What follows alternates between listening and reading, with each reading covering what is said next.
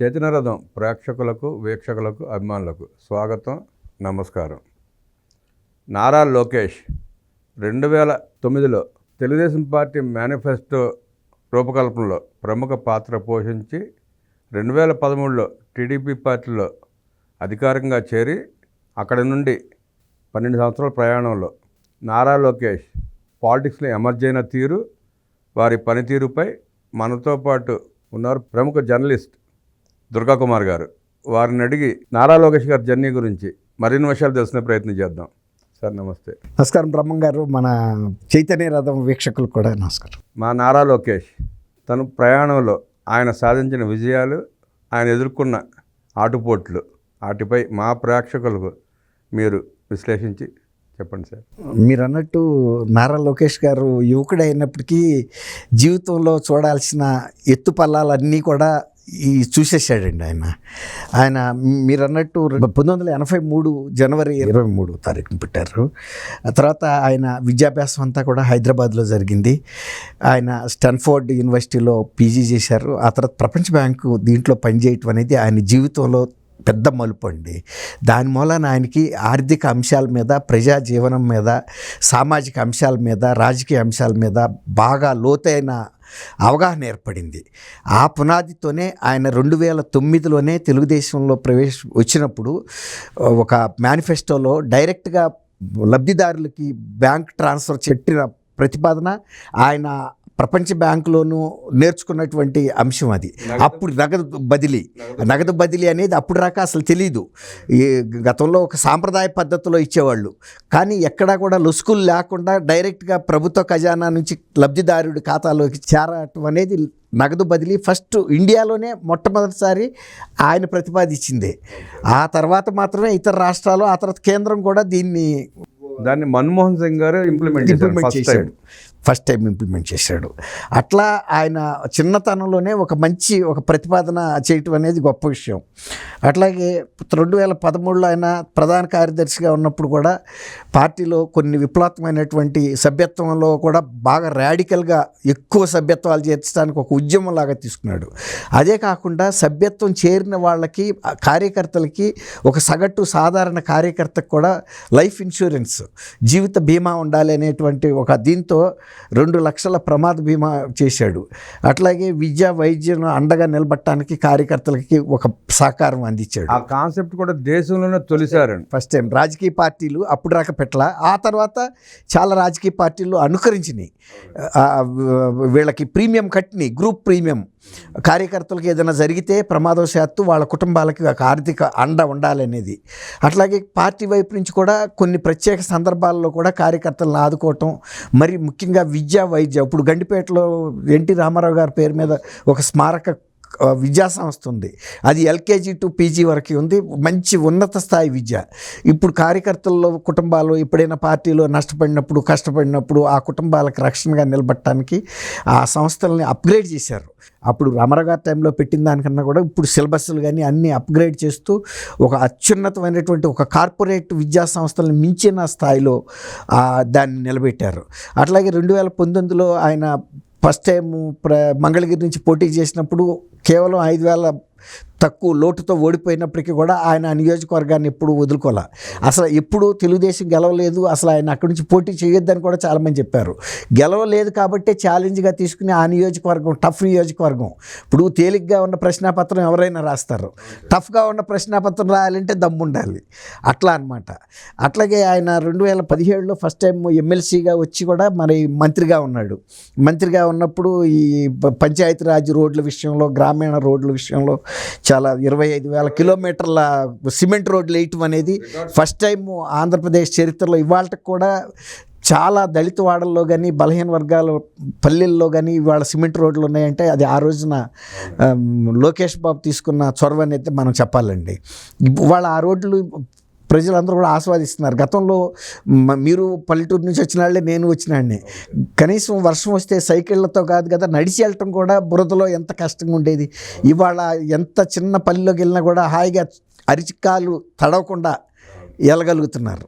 గత జగన్ రెడ్డి పాలనలో అప్పటి వేసిన నారా లోకేష్ వేసిన 25,000 కిలోమీటర్ల రోడ్డు తప్ప ఏ రోడ్డు బాగున్న పరిస్థితి లేదు, అన్ని చెరువులు తలపించాయి. ఆ 25,000 కిలోమీటర్ల రోడ్లు మాత్రమే ఇప్పటికీ బాగున్నాయి. అవును, అవి సిమెంట్ రోడ్లు కదండి, చెప్పే కదండి, అవి సిమెంట్ రోడ్ల వలన ఈ చెక్ చెదరలేదు, ఇంకా కొత్తగా రోడ్లు అనేది ఇక జరగలేదు. తర్వాత పంచాయతీరాజ్ లాంటి రోడ్లని వీళ్ళు మెయింటెనెన్స్ R&B కానీ చేయకపోవటం వలన ఎక్కడికక్కడ బస్సులు కూడా దిగబడిపోయి మోటార్ సైకిల్ మీద వెళ్ళే వాళ్ళు ప్రమాదానికి గురై చనిపోయిన సందర్భాలు అనేకం చూసాం. అసలు రోడ్లు మనం చెప్పడం కాదు ఈ మాట, జగన్మోహన్ రెడ్డి గారికి అత్యంత స్నేహితుడైన KTR గారు కూడా చెప్పాడు. గతంలో సంక్రాంతికి నా స్నేహితులు వెళ్ళొచ్చారు ఆంధ్రప్రదేశ్ భీమవరం ఏరియా అన్నీను, వాళ్ళు వచ్చి చెప్పింది ఏంటంటే తెలంగాణ ప్రజలను ఒకసారి మీరు బస్ చేసి ఆంధ్రప్రదేశ్కి పంపండి, అప్పుడు తెలుస్తుంది తెలంగాణ అభివృద్ధి ఎంత బాగుందనేది, రోడ్లు అంత అధ్వానంగా ఉన్నాయని. అసలు ఆయన మీద ఏక కూడా వాళ్ళని జగన్మోహన్ రెడ్డి మీద ఎవరు KTR కానీ KCR కానీ. కాకపోతే ఆయన అభివృద్ధి చేసిన రోడ్లని చెప్పుకోవడం కోసం ఉదాహరణగా చూపించాడు. అట్లాగే రైతులకి ధాన్యం కొనుగోలు చేసి ఆంధ్రప్రదేశ్ ప్రభుత్వం డబ్బులు ఇవ్వటం లేదు, అందుకని అప్పుడు జగన్మోహన్ రెడ్డి ప్రభుత్వంలో రైతులు ఆంధ్రప్రదేశ్ నుంచి తెలంగాణ వచ్చి వడ్లు అమ్ముకున్నారు, అయినా మనం ధాన్యాన్ని కొన్నామని చెప్పాడు పక్క రాష్ట్ర రైతులు. అట్లా కొన్ని వాస్తవాలు కూడా చెప్పారు స్నేహితుడైనా కూడా. అంటే వీళ్ళు చేసిన దాన్ని చెప్పుకోవడం కోసం దాన్ని ఉదాహరణగా ఆ సందర్భంలో చెప్పారు, ఉండ వాస్తవాన్ని అయితే చెప్పారు. అట్లాగే తర్వాత ఇప్పుడు ఆయన కిందసారి ఇండస్ట్రీస్ కానీ IT కంపెనీలు తీసుకురావడంలో కానీ ఆయన మంత్రిగా ఉన్నప్పుడు ఒక కొత్త వరవడిని సృష్టించారు.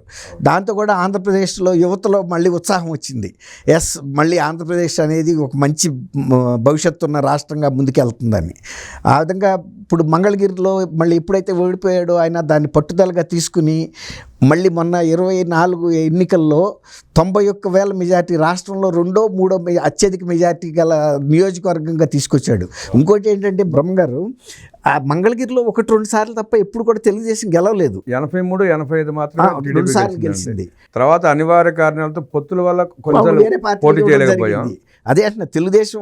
కానీ ఈయన వచ్చిన తర్వాత అక్కడ యూత్లోను మహిళల్లోనూ స్వయం ఉపాధికి సంబంధించిన పథకాలని బాగా అమలు చేశారు, గ్రామంలోనూ చేశారు. తర్వాత ఇంకోటి వాళ్ళకు ఒక నమ్మకం ఏర్పడింది ఏంటంటే ఎవరైనా అభ్యర్థి ఓడిపోతే మళ్ళీ ఆ నియోజకవర్గంకి రారు, ఇంకొక నియోజకవర్గం చూసుకుంటారు.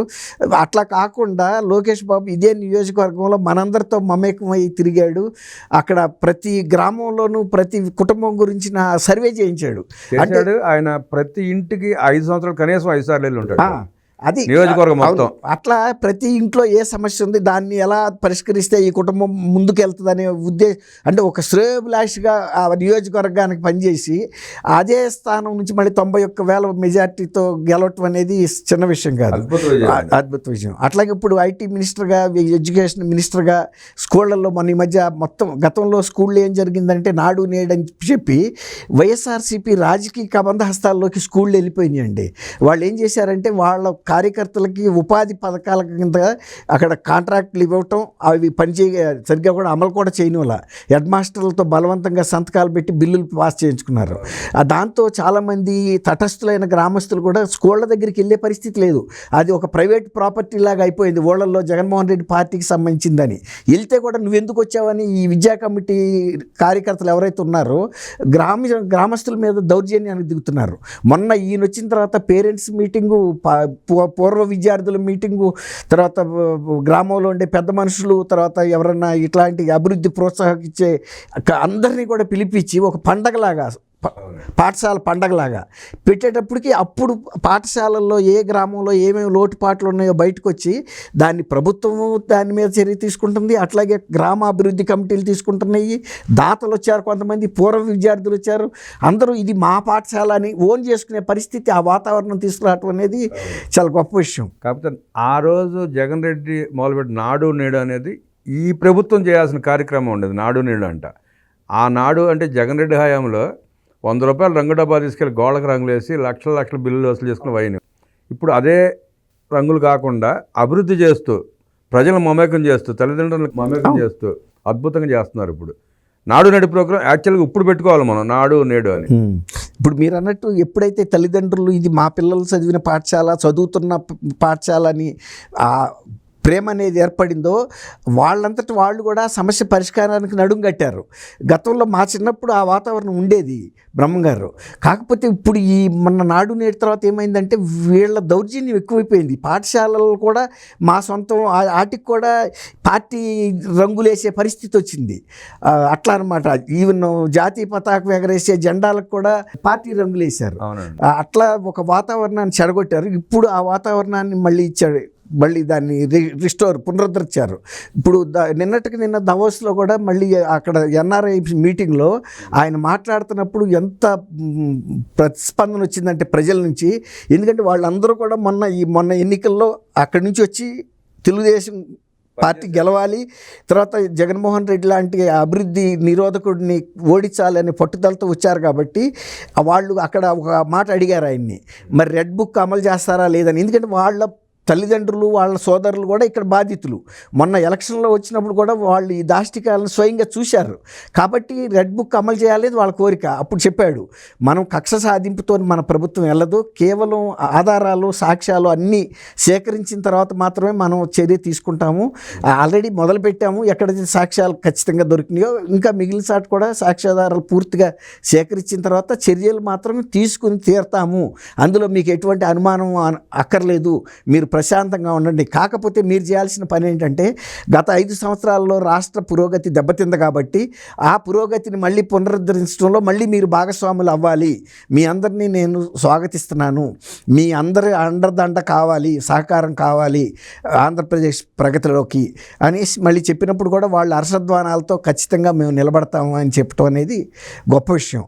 అంటే ఒక రకంగా యూత్లో ఇంకోటండి, మనం 23 జనవరి 27 2023 అసలు జగన్మోహన్ రెడ్డి ప్రభుత్వాన్ని కానీ జగన్మోహన్ రెడ్డి గారిని కానీ వ్యతిరేకించడానికి ప్రజలకు కానీ ఏ రాజకీయ పార్టీ కార్యకర్తలు కానీ ధైర్యం చాలా. ఎందుకంటే నియంతృత్వం అనేది పరాకాష్ఠకి వెళ్ళిపోయింది. ఇక మనం ఏమీ చేయలేము ఈ ప్రభుత్వం. ఆయన కూడా పార్టీ అధ్యక్షుడిగా 30 ఏళ్ల పాటు నేనే ఉంటానని కూడా తీర్మానం రాయించుకుని పంపించాడు. తర్వాత 175కి 175 నేనే గెలుస్తాను, 30 ఏళ్ళు ముఖ్యమంత్రిగా ఉంటానని కూడా ప్రకటనలు చేస్తే జనంలో కూడా నైతిక ధైర్యం దెబ్బతింది. ఆ టైంలో ఈయన యువగళమని ప్రభుత్వ వైఫల్యాలని అవినీతిని ఎండగడుతా జనంలోకి వచ్చి పోలీసు ఎంత ఒత్తిడి చేస్తున్నా, ఎన్ని దాష్టికాలు చేసినా, ఎన్ని కేసులు పెట్టినా ఎదుర్కొని ముందుకెళ్ళటంతో తెలుగుదేశం యువతలోనూ తర్వాత సామాన్య ప్రజల్లో కూడా ఒక ధైర్యం వచ్చింది. ఆ ధైర్యమే ఒక రకంగా తెలుగుదేశాన్ని మళ్ళీ అధికారంలో తీసుకురావడానికి చంద్రబాబు నాయుడు గారి అరెస్ట్ ఎంత తోడ్పడిందో ప్రజల్లో నుంచి ఒక చైతన్యం తీసుకురావడానికి యువగళం కూడా అంత ఉపయోగపడింది. బ్రహ్మంగారు ప్రధాన పాత్ర పోషించింది. ఆ ధైర్యం ఒక ఎన్టీ రామారావు గారు మనవడగా మళ్ళీ తను ఆ తాతగారు 1982లో ఏ ధైర్యం చూపించాడో ఆ ధైర్యాన్ని మళ్ళీ ఈయన 2023లో చూపించాడు. ఆ యువగళం సందర్భంగా మహిళలు బోల్డ్ మంది చాలా బాగా బయటకొచ్చారు, ఆయనకు అండగా నిలబడటం చూసారు, హారతులో పట్టారు. ఎందుకంటే అప్పటికి ఈ ప్రభుత్వం యొక్క దాష్టికాలతో విరక్తి చెందారు. ఈ ప్రభుత్వాన్ని ఎట్లయినా పడేయాలి, కాకపోతే ధైర్యం చాలా. పిల్లి మెడలో గంట కట్టేది ఎవరన్నట్టుగా ఉన్న పరిస్థితుల్లో ఆ యువతలో ధైర్యం మహిళల్లో కానీ రైతుల్లో కానీ తీసుకురావడానికి లోకేష్ గారు యువగళం సహకరించారు, బాగా సహకరించారు. దావోస్ పర్యటన చూశారు మీరు, దావోస్లో ఆయన ప్రసంగం చూశారు. ఆయన ఏదైతే ఎన్నికల ముందు 20 లక్షల ఉద్యోగాలు అన్నాడో ఎన్నికల తర్వాత కూడా ఆల్మోస్ట్ ప్రతిరోజు రోజుకు 2-3 సార్లు ఆయన నోటి నుంచి ఆ మాట వస్తూనే ఉంది. అంటే కమిట్మెంట్ సార్ ఆయనకు ఉన్న కమిట్మెంట్, దానిపైన మీరు ఎట్లా విశ్లేషిస్తారు? అంటే ఇప్పుడు లోకేష్ గారు ఇవాళ పార్టీలోకి రాలేదు, ఇవాళ రాజకీయాల్లోకి రాలేదండి. 2009 నుంచి కూడా ఆయన ప్రపంచ బ్యాంకులో పనిచేసిన తర్వాత వచ్చిన తర్వాత పార్టీని ఎట్లా పటిష్టం చేయాలి, ఈ తరానికి తగ్గట్టుగా ఎన్ని మార్పులు చేర్పులు తీసుకురావాలి, వ్యవస్థలో ఎలా తీసుకురావాలి, పరిపాలనలో ఎలా తీసుకురావాలి, కార్యకర్తలతో ఎలా సమ్మిళితం అవ్వాలి, కార్యకర్తల సమస్యలు ఎట్లా ఉన్నాయి ఓళ్ళల్లో, వీళ్ళు ప్రత్యర్థుల నుంచి ఎటువంటి ఒత్తిళ్ళు ఎదుర్కొంటున్నారు, వీళ్ళకి అండగా నిలబడటానికి కావాల్సిన అన్ని అంశాలని ఆయన పరిగణలోకి తీసుకుంటూ వస్తున్నాడు. కాబట్టి ఒక అవగాహన అనేది ఆయనకి ఏర్పడిందండి. దాంతోనే ఇవాళ యువతకు ఉపాధి కల్పించడం అనేది ఒక ప్రధానమైన పాత్ర. రాష్ట్రం అభివృద్ధి జరగాలి అంటే యువతలో ఉపాధి రావాలి. అప్పట్లో కూడా ఇక్కడ సైబరాబాద్లో ఎప్పుడైతే ఐటీ సెక్టర్ వచ్చిందో ఆంధ్రప్రదేశ్, ఆ రోజు సమైక్య ఆంధ్రప్రదేశ్లో ప్రతి ఊర్లోనూ అనేక మంది పిల్లలు ఐటీ నేర్చుకుని విదేశాలకు వెళ్ళటం వలన వాళ్ళ కుటుంబాల ఆర్థిక ప్రగతి బాగా అభివృద్ధి చెందింది. ఆ రోజుల్లో హైదరాబాద్లో ఇల్లు కొనుక్కోవటం అంటే తీరని కోరిక. కానీ ఎప్పుడైతే పిల్లలు ఐటీ ఉద్యోగాల్లోకి వెళ్ళారో చిన్న కుటుంబాలకు చెందిన వాళ్ళు కూడా హైదరాబాద్ లాంటి మహానగరంలో డబుల్ బెడ్రూమ్, త్రిబుల్ బెడ్రూమ్ అపార్ట్మెంట్లు కొనుక్కోవటం, ఇళ్ల స్థలాలు కొనుక్కోవటం, ఇళ్ళు కట్టుకోవటం, తల్లిదండ్రుల్ని మంచి సౌకర్యవంతమైనటువంటి నగరాల్లో ఉంచి మంచి వైద్య సౌకర్యాలు అందించడం, ఇవన్నీ కూడా జీవన ప్రమాణాలు పెరిగినాయి. అందుకు ఇవాళ ఆయన లక్ష్యంగా ఏం పెట్టుకున్నాడంటే దాన్ని కొనసాగింపుగా ఒక 20 లక్షల యువతకి కనుక ఉద్యోగాలు ఇస్తే 20 లక్షల ఇళ్లలో దీపాలు వెలిగించినట్టే కదండి. ఆ విధంగా దాని మీద దృష్టి పెట్టడం వలన ఇవాళ ఐటీ సెక్టర్లోనే అభివృద్ధి ఆహ్వానిస్తున్నారు, ఇతర పరిశ్రమలను కూడా ఆహ్వానిస్తున్నారు, ఇతర వ్యాపార సంస్థలను ఆహ్వానిస్తున్నారు. ఈ విధంగా అనేక రకాలైనటువంటి పెట్టుబడుల్ని రాష్ట్రంలోకి తీసుకురావాలనేదే ఇప్పుడు మా దావోస్ పర్యటన. అది ఇవాళతో అవదండి, అది ఒక కంటిన్యూస్ ప్రాసెస్, నిరంతర ప్రక్రియ జరుగుతూనే ఉంటుంది. ఈ 5 ఏళ్లలో దాని ఫలితం కూడా ఖచ్చితంగా ఆంధ్రప్రదేశ్ ప్రజలు, యువత, మహిళలు అందరూ ఆస్వాదిస్తారు. ఆయన ఖర్చు వస్తుంటే 50 లక్షల ఉద్యోగాలు దాటి ఎలా ఉన్నాయి, దాటొచ్చండి. ఇప్పుడు వెనక్కి తిరగకుండా చూసుకుంటూ పరిగెత్తుతుంటే మనం మన లక్ష్యాన్ని చేరేసుకుంటాం, ఒక్కోసారి మించి కూడా వెళ్ళిపోతాం. అక్కడ రిబ్బన్ కడతారు, మనం పరిగెత్తేటప్పుడు మనం ఆ రిబ్బన్ కూడా గమనించాం ఆ స్పీడ్లో. అట్లా లక్ష్యాన్ని మించి కూడా ముందుకెళ్ళచ్చు. సార్ ఇంకొక ప్రశ్న సార్, నారా లోకేష్ ఆయన అద్భుతమైన పనితీరు కనబరుస్తున్నాడు, దాంట్లో ఎవరికి ఎటువంటి అబ్జెక్షన్ లేదు, అనుమానం కూడా లేదు. కాకపోతే 3 సింహాలని దాటుకుంటూ పైకి రావాలి ఆయన. ఒకటి నందమూరి తారక రామారావు గారు, ఆయన చరిష్మా తెలుసు మీకు, ఆయన మనవడు ఈయన. 2 నిత్య కష్టజీవి ఏపీ బ్రాండ్ నారా చంద్రబాబు నాయుడు గారు, ఆయన్ని మరిపించగలగాల. 3 మేనమామ బాలయ్యని. 3 సింహాలని మరిపించి ఆయన పైకి రావాలి. అంటే ప్రజల్లో ఆ ముగ్గురికి అద్భుతమైన క్రేజ్ ఉంది. ఆ స్థాయి దాటి ముగ్గురిని మరిపించగల శక్తి నారా లోకేష్కి ఉందంటారా? మంచి ప్రశ్న బ్రహ్మం గారు. ఎప్పుడు కూడాను బ్రహ్మం గారు మీరు గమనించండి, ఒక తరం తర్వాత ఇంకో తరం వచ్చే తరం ఎప్పుడు కూడా ఫాస్ట్ ఉంటుంది. ఇప్పుడు లోకేష్ తర్వాత వచ్చే తరం, ఇప్పుడు దేవాంశ్ కూడా ఆల్రెడీ ఒక అంతర్జాతీయ స్థాయి పిల్లాడిగా ఒక గుర్తింపు పొందాడు. ఇప్పుడు తరం ముందుకెళ్తుందండి. అలాగే ఇప్పుడు రామారావు గారు ఉన్నాడు. రామారావు గారిని చిన్నప్పటి నుంచి ఈయన గమనిస్తూనే ఉన్నాడు. తాతగారిలో ఉన్న లక్షణాలు ఎలా అందిపుచ్చుకున్నాడు. అట్లాగే తండ్రి దగ్గర అంటారా, రోజువారీగా ఆయన నిత్య కార్యక్రమాలన్నీ కూడా చిన్నపిల్లాడప్పటి నుంచి కూడా గమనిస్తూనే ఉన్నాడు, చూశాడు. ఇప్పుడు మేనమామ, తండ్రి తర్వాత మేనమామ అంటారు కదండి. ఇప్పుడు మేనమామ ఆయన ఒక సింహం, మీరు అన్నట్టు ఒక దూకుడు, రామారావు గారికి రిప్లికా, సినిమాలో వారసుడు. అట్లాగే ఇప్పుడు పరిపాలనకు సంబంధించి చంద్రబాబు నాయుడు గారు ఒక స్కూలు, అదొక ఎపిటోమ్. అలాంటి ఈ ముగ్గురిని ఆయన చూశాడు కాబట్టి ముగ్గురులో ఉన్న మంచి లక్షణాలను ఆల్రెడీ ఆయన పుణికిపుచ్చుకున్నాడు. తర్వాత వినయ విధేయతలు, రామారావు గారిలో ఎంత వినయం ఉందో అది ఆయన పట్టుకున్నాడు. అట్లాగే బాలకృష్ణ గారిలో ఉండేటువంటి ఒక స్వభావం ఏదైతే ఉందో, పట్టుదల సాధించి తీరాలనేది అది పట్టాడు. తర్వాత తండ్రిలో లాగా ఒక క్యాలిక్యులేటెడ్గా ఏదైనా ఒక పని చేయాలంటే ఒక లక్ష్యాన్ని నిర్ణయించుకోవటం, ఆ లక్ష్య సాధన కోసం మీరు అన్నారు నిత్య కృషి వలుడు అని, ఆ నిత్య కృషి వలుడులాగా దాన్ని సాధించడానికి వాళ్ళు ఇంతమంది రెడ్ బుక్ అంటున్నారు. రెడ్ బుక్ మీద తొందర కాదు, ఖచ్చితంగా నేను సాక్ష్యాధారాలు సేకరించిన తర్వాత మాత్రం వెళ్తాం. కక్ష సాధింపు ధోరణి అనేది ఈ ప్రభుత్వం మీద ముద్ర పట్టడానికి వీలు లేదు అని అంత ఖచ్చితంగా చెబుతున్నాడంటే అక్కడ ఒక క్యాలిక్యులేటెడ్గా వెళ్తున్నాడు. తర్వాత చేసి తీరతాను అని చెప్తున్నాడంటే రామారావు గారు లాగా ఏదైనా ఒక లక్ష్యం పెట్టుకున్నాడంటే చేసి తీరతాను. అట్లాగే ఇప్పుడు బాలకృష్ణ గారు ఉన్నాడు. ఆ బాలకృష్ణ గారు ఇవాళ 60వ దశకంలోకి వచ్చాడు, అయినా కూడా ఆయన సినిమాల్లో తను పట్టు తగ్గట్లేదు. ఇవాళ నవతరం హీరోలతో పోటాపోటీగా పాన్ ఇండియా సినిమాలు తీసి మన సంక్రాంతికి కూడా విక్టోరియస్ పర్సన్గా నిలబడ్డాడు. అలా వీళ్ళ నాయకత్వ లక్షణాలన్నింటినీ కూడా మీరు అన్నట్టు పుణికిపుచ్చుకున్నాడు. ఆల్రెడీ ఇవాళ దావోస్లో కూడా మాట్లాడిన తీరు, ఆ విశ్వాసం, ఆయనలో ఉన్న పరిపూర్ణత అనేది పరిపక్వత కానీ స్పష్టంగా కనపడింది. ఖచ్చితంగా మనం మంచి స్థితికి రావాలని కోరుకుందాం, ఆశీర్వదిద్దాం బ్రహ్మంగారు. Thank you sir. నారా వారి ముద్దు బిడ్డ, నందమూరి వారి ముద్దుల అల్లుడు నారా లోకేష్ జన్మదిన సందర్భంగా ఆయనకు హృదయపూర్వక జన్మదిన శుభాకాంక్షలు.